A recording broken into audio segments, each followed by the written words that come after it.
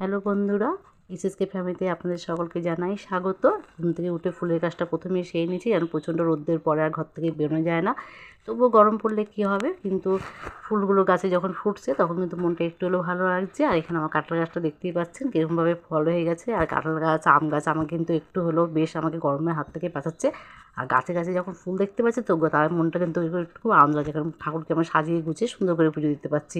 ফুল তুলে নিয়ে আসলাম তো মনে হচ্ছে যুদ্ধ করে আসলাম, ঘেমে নেই এক গেলাম। চরণ দিকে কটা বাজে, এখন বাজে 9:30। ঘর কিছু গোছানো হয়নি, কিন্তু এখানে রান্না বসিয়ে দিয়েছি আমি। আর এখানে আজকে করবো হচ্ছে শুধু বাড়ি চচ্চড়ি, মানে যেটা টমেটো দিয়ে করছি।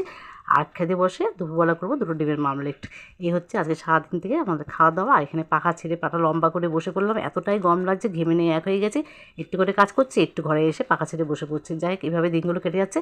পিছনে তো ঠাকুর মনে করছে কখন আমার কাছে এসে চান টান করে আমাকে পুজো দেবে, তাই চান টান করে এসে ঠাকুরের কাছে চলে এসেছি। বাবা ভোলেনাথকে তিলক দিয়ে পুজোটাকে কমপ্লিট করে গেলাম। ভালো লাগলে একটা লাইক দিয়ে অবশ্যই যাবে।